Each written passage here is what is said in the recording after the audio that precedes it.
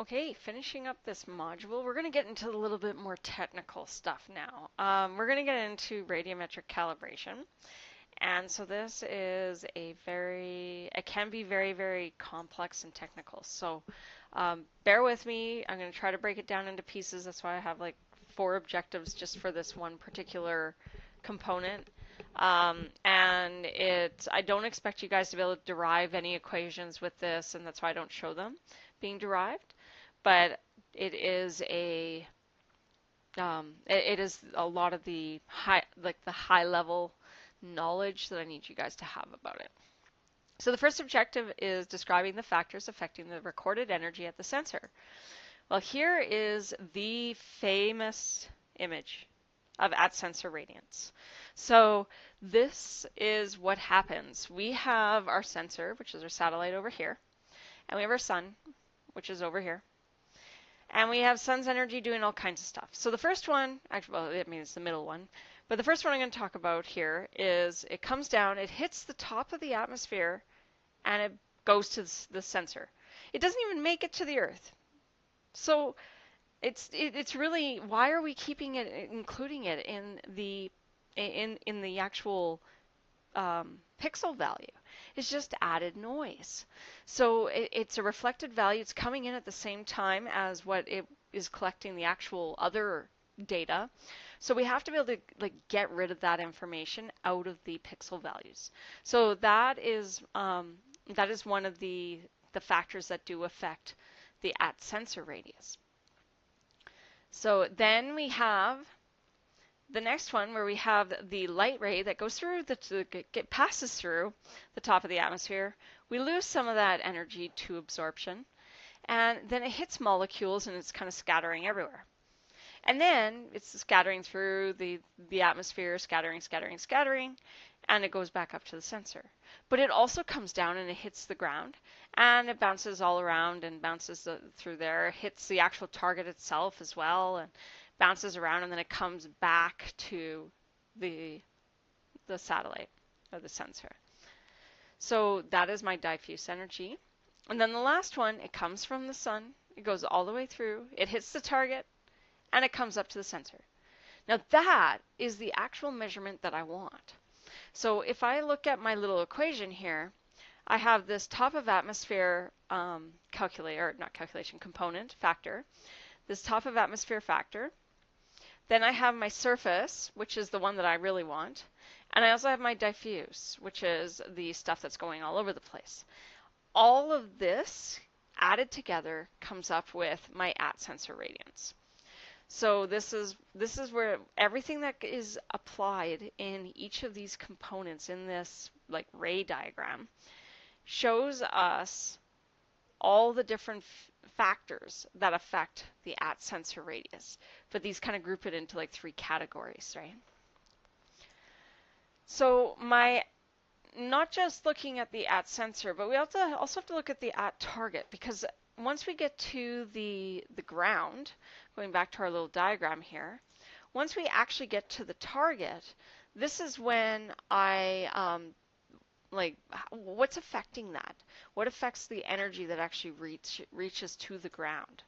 So don't get too concerned. It's like, because we have Atsensor, so it's like, so what I want you to remember is Atsensor radiance is what is the energy that the sensor gets, what affects that. And then factors for the target, at target radiance is what are the factors that affect the energy at the target. So there's a lot of factors at target. So there's environmental, so believe it or not, wind affects it. Cloud cover, obviously. I mean, obviously, when you have a thunderstorm go through here, it gets very dark. And so that cloud cover affects the energy that comes down to the Earth's surface. Temperature can affect it because it changes the path of the light due to refraction. Humidity can also cause problems with that, and also aerosols. So they can either cause absorption or they can cause diffuse scattering. Then we have geometry, the viewing geometry. So what's the field of view? Does it have like really big field of view, which is covering a lot of area? So therefore the energy itself is actually it's actually minimized if you have a really large field of view. If you make it a little bit smaller, then that radiance at the target is a little bit more focused. Instantaneous field of view is really the size of the pixel. So it's that instant pixel size that we're getting, and there's an angle that it gets measured with that. The height above the target and the ground, right? So a satellite that's much further away is going to send down a energy, of a form of energy. It's going to take longer to get there. It's going to lose more energy as it comes down. It hits the ground and then goes back. So that energy, the further away it is receiving that energy, the less likely that it's going to be as high. Then we have illumination geometry. So this is the sun. So looking at everything about the sun: date, time, sun altitude and position, azimuth and orientation. Those are all about seasons and days, right? So that definitely has an impact. Same as smoke and haze. If there's any of that can kind of go into environmental as well. There's also properties of the target. So we have the physical and textural components of it, the chemical and structural makeup. So when the energy comes down, how does it interact? For example, with microwaves tend to penetrate into a target. So unless it is water. So if I have snow versus water, okay, that's like made up of almost the same thing. Snow has actually air bubbles in it compared to the water. And so if it hits snow, it actually goes into the snow and penetrates in there and bounces around all over and then comes back out. If it is water, it comes down, especially still water, it comes down, it hits the water, and it disappears. It like bounces away. It's a perfect mirror, and we'll never see it again. So the property of it, yes, they're both H2O, but their structure of them and the texture of them are very different. So therefore, the at-target radiance, what it's receiving at the target, it acts very differently.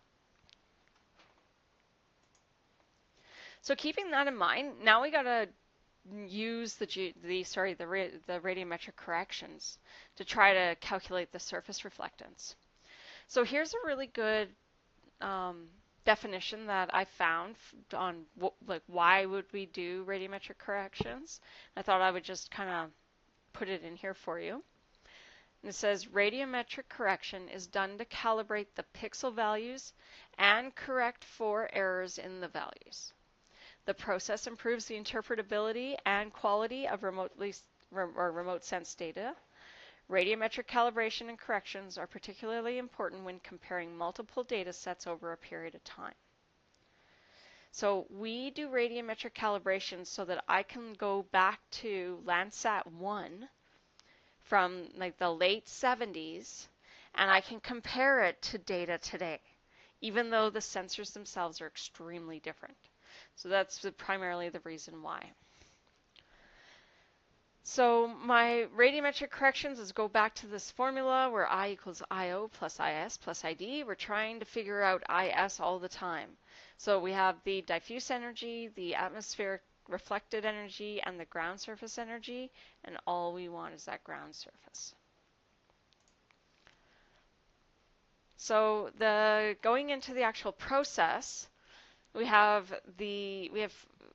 basically 3 components, but it works out to kind of 4 steps. So the digital number from the sensor, we have to convert it to real data. It can't just be a scaled unitless value because we can't really do any math with that because every sensor is different. So that doesn't help me. So we convert the digital numbers to radians, and that rescales our data.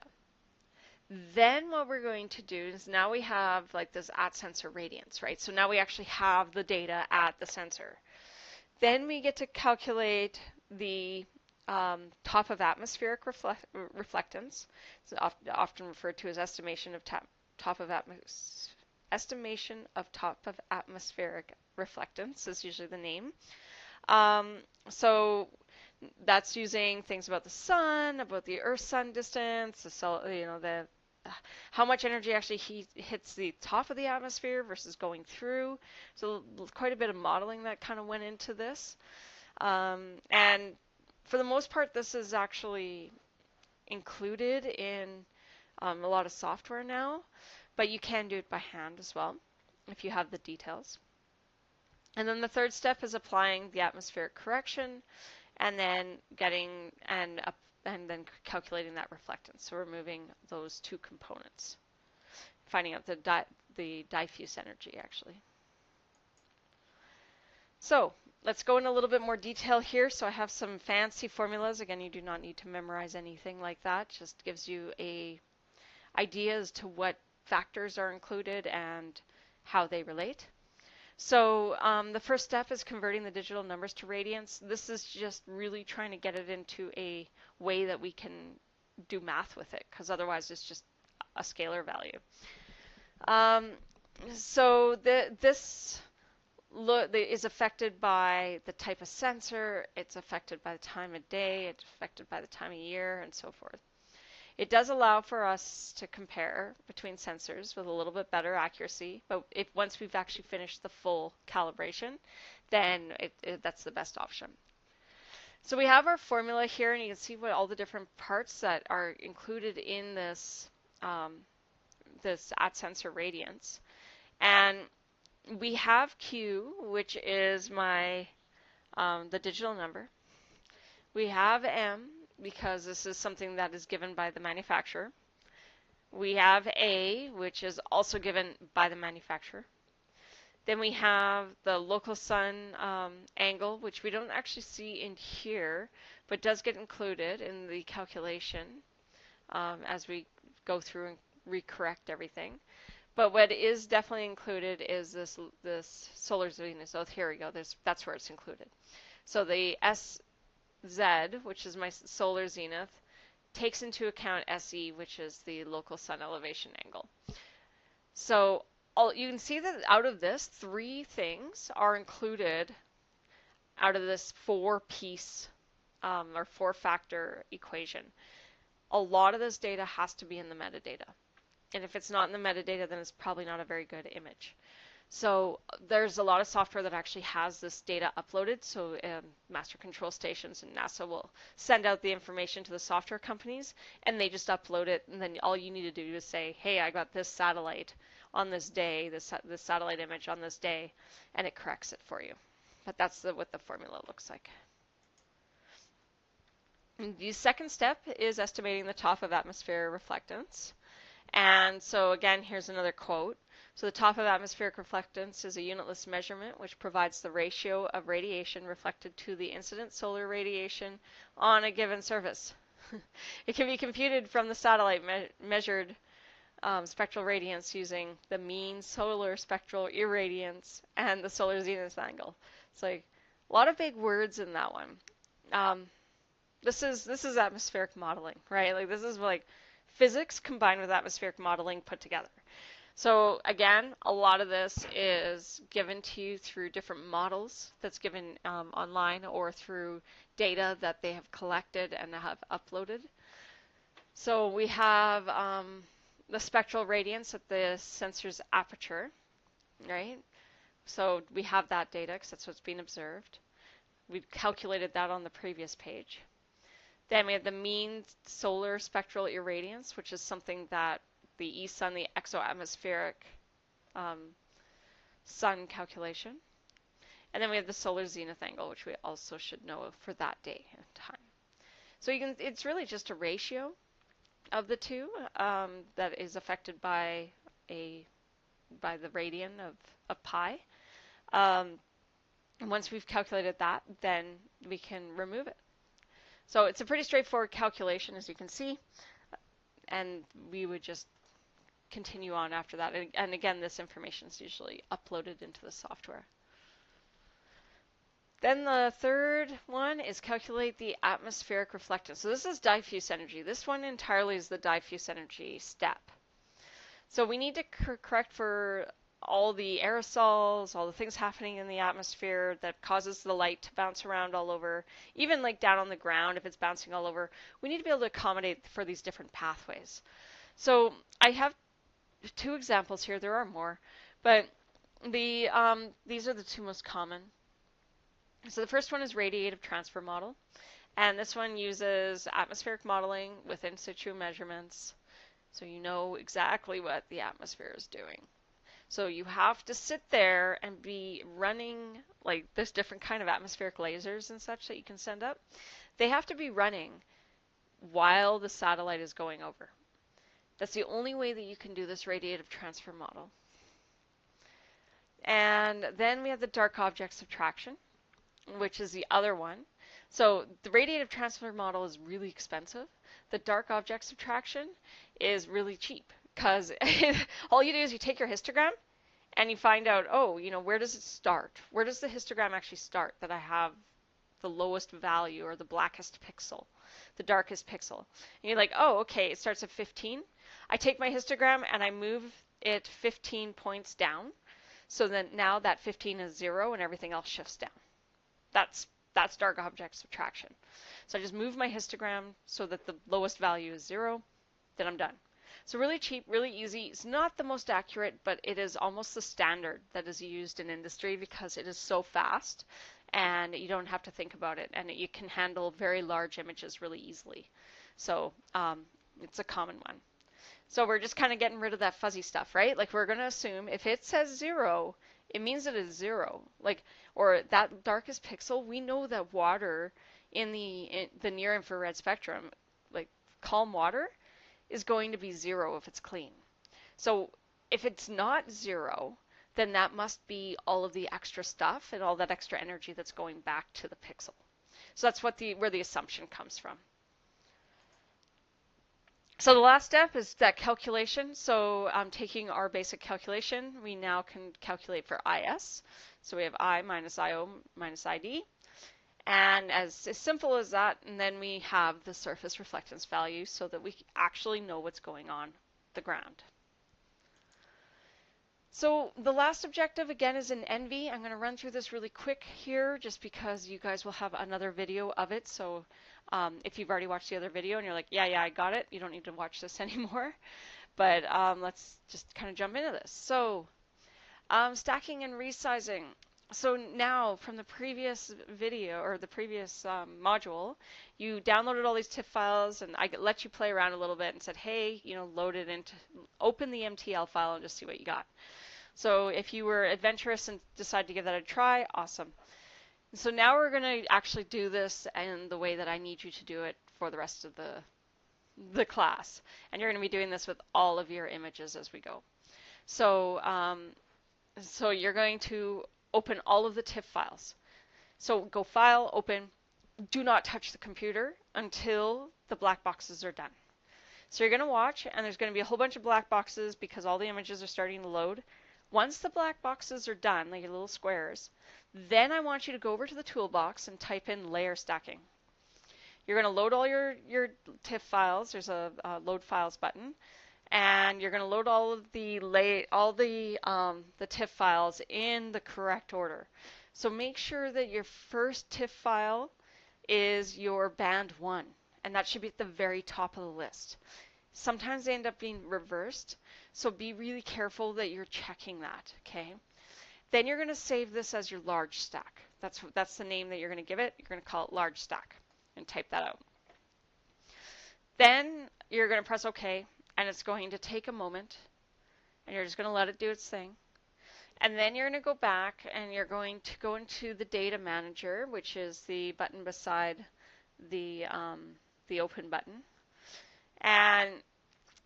And you're going to go there and you're going to close all of the TIFF files, but don't close the large stack. Then you're going to go, once you've closed all those, then you can go back to the search bar and you're going to type resize. Then you're going to go into that, you're going to choose your large stack and you're going to keep the whole stack.